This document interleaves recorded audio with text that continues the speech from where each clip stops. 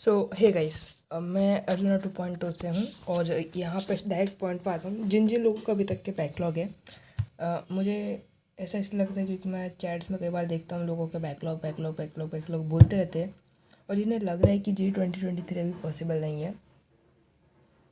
यार ऐसा शायद मुझे नहीं है, क्योंकि कई लोगों को पूरा 11th वेस्टेड हो जाता है, फिर भी वो लोग मेहनत करते सिलेक्ट होते हैं और अभी हमारा पूरी तरह से 11th वेस्ट नहीं हुआ है।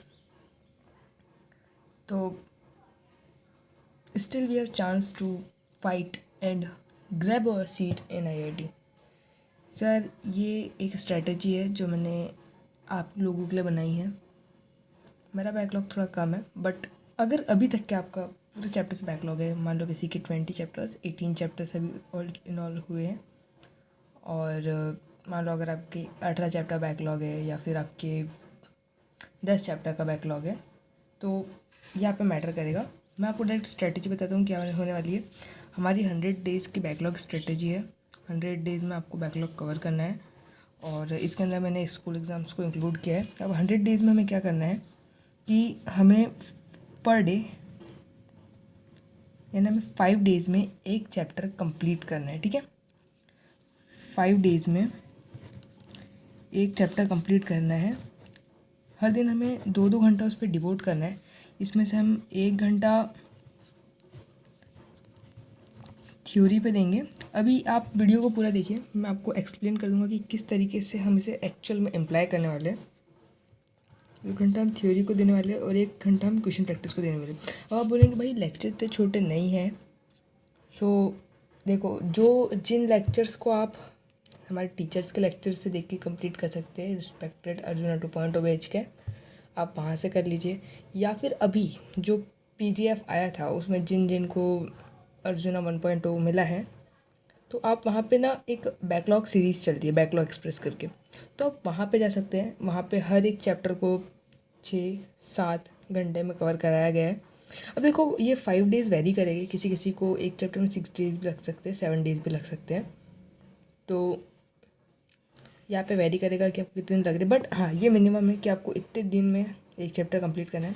तो आप डेली 1 घंटा थ्योरी पढ़ेंगे और 1 घंटा क्वेश्चन प्रैक्टिस करेंगे। अब थ्योरी आप बोला से भी कर सकते हैं, थ्योरी आप लेक्चर से भी कर सकते हैं, और कई सारे आपकी फिर जहाँ पे आपकी इच्छा है, जहाँ पे आपकी श्रद्धा हो, आप वहाँ से कर सकते हैं। थ्योरी कंस्टेंट नहीं है, मेन कंस्टेंट है क्वेश्चन प्रैक्टिस, कि आप क्वेश्चन प्रैक्टिस कहाँ से कर रहे हैं। तो क्वेश्चन प्रैक्टिस में आपको बोला के अंदर वो टीचर्स भी क्वेश्चन बताते हैं कि हाँ, आपको DPP के ये क्वेश्चन कर लेना है। आपको पर डे मिनिमम 30 क्वेश्चन करना होगा। ऐसा करते करते आपके 5 दिन में पर चैप्टर 150 क्वेश्चंस प्रैक्टिस हो जाएगी, तो कि आपको मेंस लेवल तक के पुश कर देगा। या फिर मैं अभी तो एश्योरली नहीं बोल पा रहा हूँ यार, क्योंकि मैं भी 11th में ही, बट हाँ, आपका एक अच्छा खासा प्रिपरेशन हो जाएगा। एटलीस्ट आपको ये नहीं रहेगा कि हाँ, आपका बैकलॉग है, आपका 11th वेस्ट हो गया, ऐसा नहीं होगा। उसके बाद में कुछ कहीं ना कहीं आपको टाइम मिलेगा। अपनी गलतियों को सुधारो। मैंने भी जो गलतियाँ करी है मैं भी उसे सुधारूँगा और अपना बैकलॉग कवर अप करने की कोशिश करूँगा। तो 150 क्वेश्चंस अगर हम 30 क्वेश्चंस 1 घंटे में नहीं कर पा रहे हैं, तो ट्राई करना। वैसे तो जिस हिसाब से चल रहे, तो अगर आपसे 20 क्वेश्चन होते 20 करो, बट क्वेश्चन प्रैक्टिस बहुत ज़रूरी है। आप क्वेश्चन प्रैक्टिस DPP से भी हो सकते हैं। मैं अगर अपना बताऊँ तो मैं फॉलो करने वाला हूँ DPP, जो बैकलॉग सीरीज़ में बताई जाएगी, और थोड़ा सा मॉड्यूल्स के टॉपिक वाइज इसलिए क्योंकि 1 घंटे में उस लेक्चर के जितना, मतलब उसके अंदर मैक्सिमम 2 से 3 घंटे के लेक्चर्स होते हैं। तो 3 घंटे में उनने 1 घंटे में जितना भी लेक्चर मुझे बताया, उसके मैं DP में देखूंगा, उसके क्वेश्चन मिलते हैं तो ठीक है, या फिर मैं मॉड्यूल से क्वेश्चन करूँगा, या फिर जो PYQ टॉपिक वाइज PYQ की बुक आती है। देखो, आप सभी जानते हैं, टेलीग्राम आप सभी के पास में, आप सभी जानते हैं कि टॉपिक वाइज PYQ की बुक दिशा की आती है, वो आपको कैसे मिलना है। तो आप टॉपिक वाइज PYQ करूँगा। मैं जानता हूँ पूरे नहीं हो पाएंगे मुझसे भी, बट जितने हो गए उतने करने की ट्राई करूँगा। एटलीस्ट मैं ट्राई करूँगा कि मुझसे कुछ रिसेंट ईयर्स के PYQs तो बन ही जाए।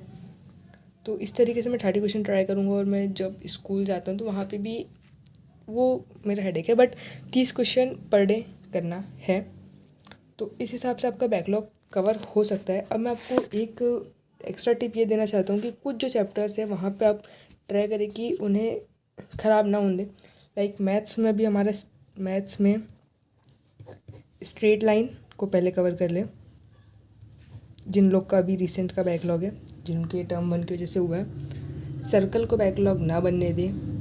केमिस्ट्री में अगर आपको थोड़ा बूस्ट चाहिए ताकि आपको थोड़ा कॉन्फिडेंस बन जाए, तो जिन लोग का इनिशियल है मैं उनकी बात कर रहा हूँ, रिडॉक्स और हाइड्रोजन 1 दिन का काम है, एक दिन के चैप्टर है, और सैटरडे संडे या फिर मुश्किल से 2 दिन का काम है। इतने जल्दी आपको हो जाएगा। यानी कि 18 में से आपके 15 ही चैप्टर बचे हैं, या फिर जिनका 20 है वो आप समझ जाओ। और स्ट्रेट लाइन को इतना तगड़ा कर लेना कि इस स्ट्रेट लाइन का कोई भी क्वेश्चन आपसे बन जाए, क्योंकि स्ट्रेट लाइन पूरा कोऑर्डिनेट ज्योमेट्री में यूज़ होता है।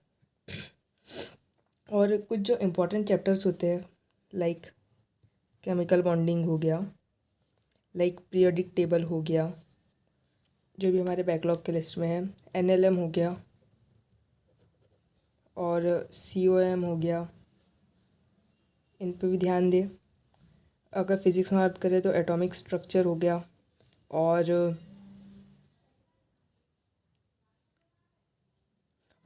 एक और कोई इम्पोर्टेंट चैप्टर है जो बैकलॉग लिस्ट में अभी होना चाहिए, जो काफ़ी इम्पोर्टेंट है बट मुझे अभी याद नहीं आ रहा है। तो इन चैप्टर्स को आप अच्छे से कवर अप कर ले।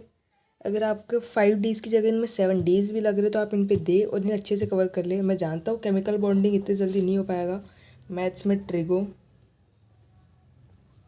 और कोऑर्डिनेट ट्राई करें कि जल्द से जल्द कवर हो जाए, क्योंकि अभी कुछ समय बाद ही हमारा एक और बार ट्रिग्नोमेट्री पढ़ने वाला है, एक और बार कॉम्प्लेक्स नंबर पढ़ने वाले हैं। तो जल्द से जल्द ट्राई करें कि इन्हें कर ले। मैं जानता हूँ केमिकल बॉन्डिंग इतनी जल्दी नहीं हो पाएगा, फिर भी ट्राई करें कि हो जाए।